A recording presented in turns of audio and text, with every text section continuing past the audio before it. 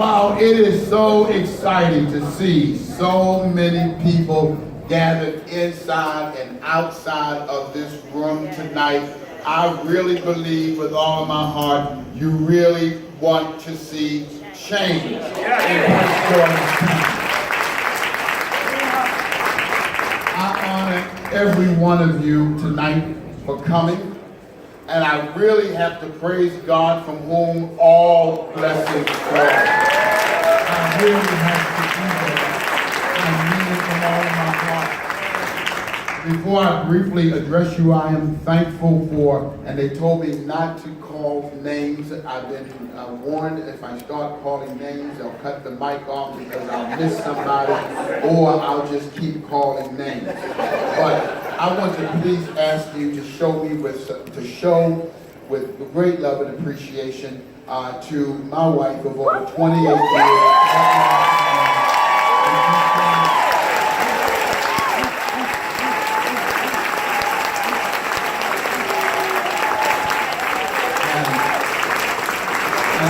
I know that I am biased, but I think she'll make a good first lady.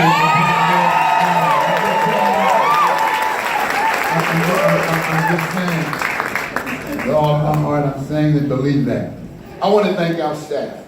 I want to thank the many volunteers who have worked with us for more than a year and a half to get us to this point on this night. We're not near the number of volunteers that we need. We are blessed to have over 1,000 volunteers thus far. And I believe that before these 11 months are over, we're going to reach our number of 3,000 volunteers. We're going to do that. I want to thank every one of them. I want to thank all of the clergy who are here because, and if we missed any, please raise your hand. I come out of that. And they are part of who I am. I'm also thankful again for so many. I could reach across and keep going on and on, but I know I'll make someone mad because I'll leave someone out. So let me get right to why I've come here tonight. I guess the secret is out now. I guess it's out. I stand before you tonight to announce that officially I am a candidate for the office of County Executive.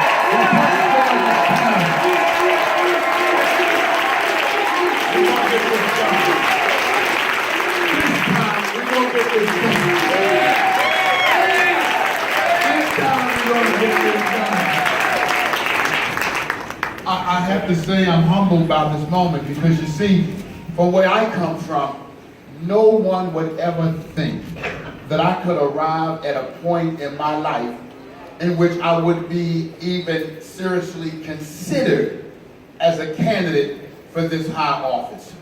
I came from a domestic violence household as a kid. To be able to be blessed, and the Bible says, and I do believe that you tell your story, you tell your testimony, it is who I am. Yes. I'm not ashamed of where I come from. I am thankful to get through 11 foster homes and at times to absolutely sleep outside, running away from foster homes, to be kicked out of 3 school systems, to have been blessed by God to have found a daddy who took me in. Who gave me a chance at life. Who gave me a mom and a family. Some of them are here tonight. To be that kind of kid that they would look at when everyone else said to them, he's a problem child, he's never going to make it. But to have them say, I see some good in him, and if there's any good, we're going to get it out of him. That makes a difference. I went from no house to the church house to be blessed to serve in the state house. I've been blessed. And I'm getting ready to go to what I'm now going to call for the moment Prince George's house. Nobody can tell me that dreams don't come true. Hold fast to dreams, says the writer, but when dreams die, life is a broken winged bird that cannot fly. Hold fast to dreams. But when dreams go, life is a barren field covered with snow. I want to be the one to stand up and say to our young men and our young women, I want to be that role model to say to them, no matter what you've been through, it doesn't matter where you come from, keep your eye on where you're going. I want to be able to do that. I want to tell them that. My daddy went to heaven in September, but I believe he's looking down, and I believe he's proud of me because he always was. And so I just want to say, bless you, Dad. I ain't going to let you down. He taught me servanthood. He taught me how to care for people. He taught me that your position doesn't matter if you don't love the people that you serve. My daddy taught me that. So I simply came down tonight to say to you and to our county, we can do better. We can do better.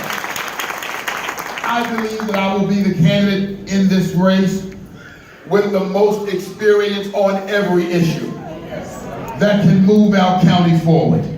16 years in the State House, 4 years as a State Ethics Commissioner, House and Senate, and every issue from education to public safety to budget and finance and healthcare, transportation, seniors issues, veterans issues, environmental issues, crime prevention, labor issues, business concerns, on and on and on. I have done my best to fight hard for those that some people call the voiceless, and to make sure that at the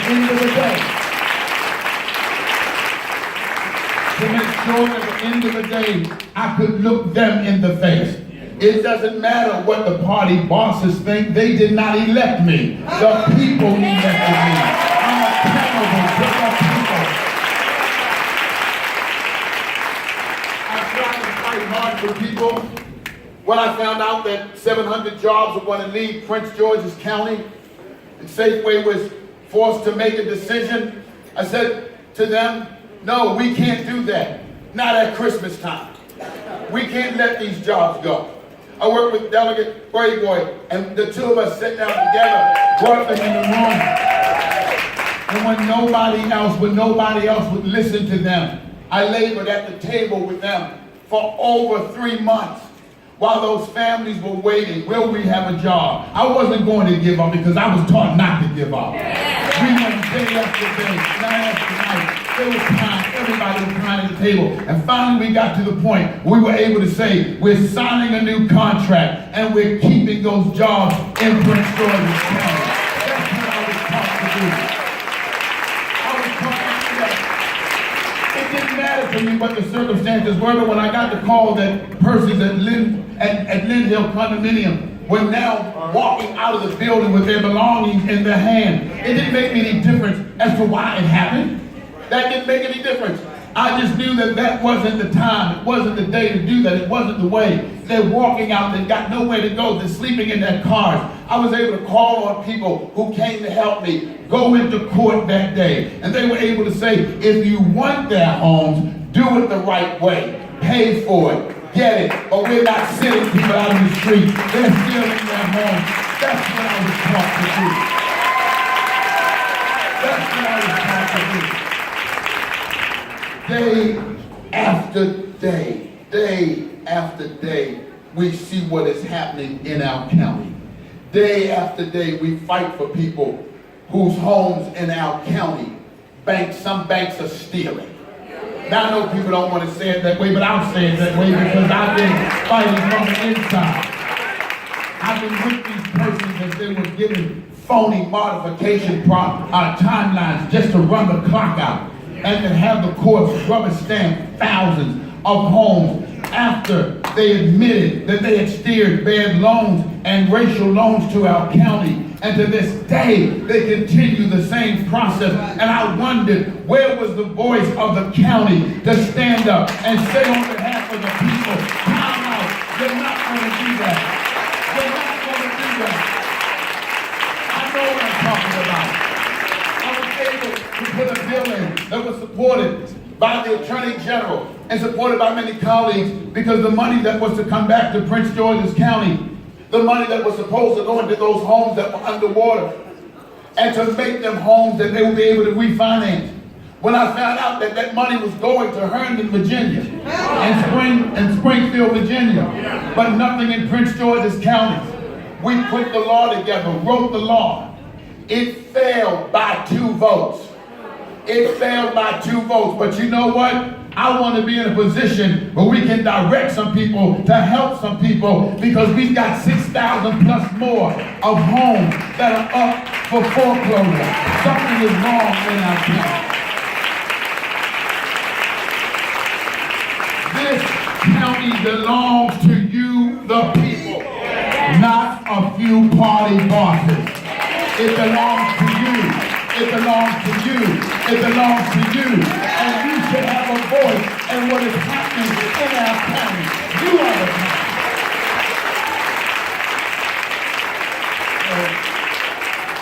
are the county. We started this morning. This is my 5th announcement. We started this morning in Laurel. We went to Laurel and we said to people in Laurel, we can do better. We began to talk to others all the way around this county about so many needs that they had. And when we went to Laurel, there we were standing in front of Laurel Regional Hospital that many want to close. Not only will it be a loss in terms of health care, but it will also be a loss in terms of jobs. It should be an economic boom when it comes to what we're doing and when it comes to health care in our county. They said we're closing that hospital. And I said, no, we can't close it. Number one, Prince George's Hospital Center lost their OBGYN certifications. We lost our certificate of need to be a heart specialist center, because we can't sleep when dealing with health care. I'm telling you, we can do better. Yes. In our county, cancer is among probably the #1 killer. Our people are affected by this. All people are affected by this. My dad went home with cancer. My mom is now 83, and she's in chemotherapy as we speak, and others in our family. So I went to that hospital and I said, here's my vision for you and my vision for Laurel. We're not going to close this hospital. I want to work to make sure that we can make this hospital, this Laurel Hospital, I want to make sure that it can become a top-notch cancer research center here in Prince George's County. I want to get that done. Can you help me? Can we get that done? Oh, hold fast and green. Hold fast and green. I had a talk with who said, yes, we can revitalize this campus. We can do some great things here in this campus, on this campus. We can get the job done. When it comes down to health care, we've got to be intentional. We've got to be intentional about every health care provider in this county. I'll say it again, we can do better. We can do better. When it comes to education, we can do better. We do not have to exist in chaos all the time. I want to be the first to say we've got the greatest teachers and principals and administrators. We have the brightest students in our county. But you know what? If just 1%, if just 1% of all of our students are being socially promoted, if just 1% are being pushed out of school and they're not ready. I'm not speaking based on political cliches. People say, oh, that's being political. Here's the problem. If I do nothing, they say I'm lazy. If I do something, they say it's political. I say, who cares? If it's right, it's right. If it's wrong, it's wrong. Let's go get the job done. Let's get the job done. And I hear them. And I hear parents say to me, and they have said it to me, my child graduated, but they can't put a sentence together. I held hearings across this county. I didn't just come up with this. I listened to testimony after testimony. And all I found out is that people want to be heard. They want you to be accountable to them. I listened to the stories. I got the reports of how even though Prince George's Community College, When most of our kids go to college, they have to take 1 or 2 years of remedial classes, thus turning a 2-year college into a 4-year college. They got to pay for those classes over and over again. So I don't care what the problem is. Yes, we have to get this done. Yes, we have to get the job done. Yes, we have to put education back into the hands of people and not 1 or 2 persons. When people feel that they don't have to meet with you because they're not accountable to you, it's because they took the vote away from you. You mean to tell me I'm smart enough to vote for my state senator, I'm smart enough to vote for my delegate, but I'm not smart enough to vote for my board of education person? You're trying to tell me I'm that silly and I can't do that? No. It's about power. It's about control. And that's not what I want. I want to educate our children. I want them to be the best in the world. I want to be the person to go there and to say, we can move our schools forward. When it comes to jobs, economic development that will benefit our businesses. Those businesses that are here and those who invest here. Let me say that again, not just those who say I'm going to invest here, but those who actually invest here, that can partner with our small businesses. I think it's horrible that we have so many small and local and women-owned businesses in our county, but yet very few of them can do business in their own county. We've got to change that. We have to change that. We have to have those who will come back and make sure that we have jobs in our community. And yes, I'll find it in the budget. Yes, I'll find it. We need summer jobs for our children rather than hanging out in the streets. Oh, we'll find the money. We'll find the money. I know we'll find the money. Because if we don't find the money, we'll find the money to have to house them somewhere else. And I prefer to teach them and train them and give them the skills. Will you invest with me and move us forward to get that done? I went to there and I arrived in Suitland. And when I got to Suitland, my heart was broken to see the blight. Yes, there are many good places here, but we got to focus on our weak links. At one end of Suitland is the Census Bureau. At the other end, Andrews Air Force Base. 2 federally owned operations in our county. They are all fenced in, all the way around. They come in from Virginia. I love Virginia. I love Virginia. But I will represent Prince George's County. They come in from Washington, Virginia, and they drive up to the gate, they use our roads, they drive up to the gates, they go in, they're self-sufficient, they never have to come out to the end of the day. I had to ask myself, if we bring the FBI building here, will they too be behind the wall? And will they not invest at all in our communities? But to invest in communities, I looked at that corridor, up and down, nothing but blight. I stood in front of warehouses that were closed. You mean to tell me in our county, we cannot go into those areas and we cannot help with our small and local business funds to start up businesses, to give them a reason to come from behind the gate. Give them some restaurants to go to. Give them some businesses. We can't let it sit there. We can't let that happen. We got to go, and we've got the vision to do that and to get it right. I want to join with all of you in saying we will and we can. I want to tell our seniors, you're not forgotten. We can do better. I hear your cry.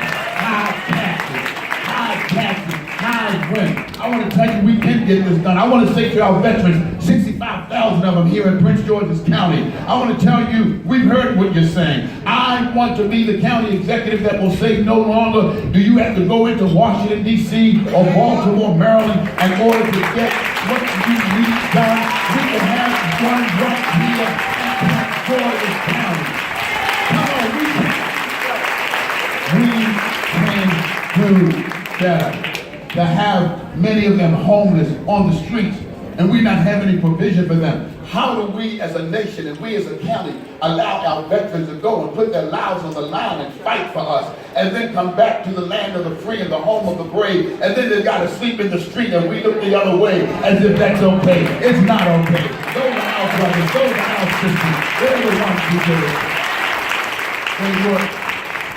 And so I'm in the first to stand up, and I want to be the first to come to you and to say, I believe that I've learned, I've worked. Yes, sometimes up, yes, sometimes down. Yes, sometimes some good decisions, sometimes some stupid ones, but always learning. Yes. And from the time of those 16 years to where I am now, I can tell you, I'm prepared for this task. I'm prepared for this task. I want to get this done. I don't want to stood up and say, when it comes down to people who have made mistakes, and so many of us have made mistakes, I wrote the bill that for expungement to say we're going to let people who have had their records, their records blemished for something they did way back when, but they have changed. They're not the same person. And to not be able to go to work somewhere, not get a job, to not be able to go and to get a loan and to get a house for messing up something that you've done some years ago. And where I come from, we say all have sinned. Y'all know, all have messed up. But I'm grateful for a second chance. I'm glad I got a second chance and a third chance, and I'm not going to mess it up. I want to stand up for them. I want to make sure that our local development fund that we talk about, I want to make sure that when we say money from MGM and other places is going into education, I want to make sure. I want to make sure. I'm going to take my seat, but I'll tell you this. If every dime that we said was going into education, that we said was going to go, all of our schools should be passed.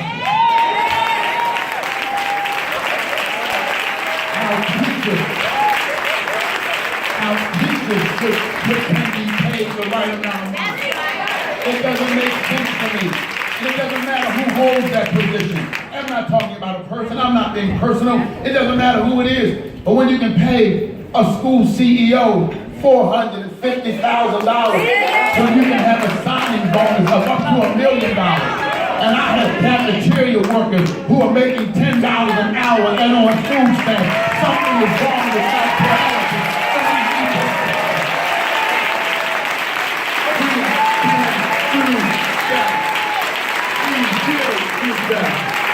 So I want you for the next 11 months to go with me, stand with me. I'll be outlining, going across this county, talking about my platform. Tonight I just came to ask you, would you consider someone who loves people, who will work hard for people in the next 11 months? This is what we will say. We can do better. We must do better. And I promise you, if you let me as county executive, we will do better.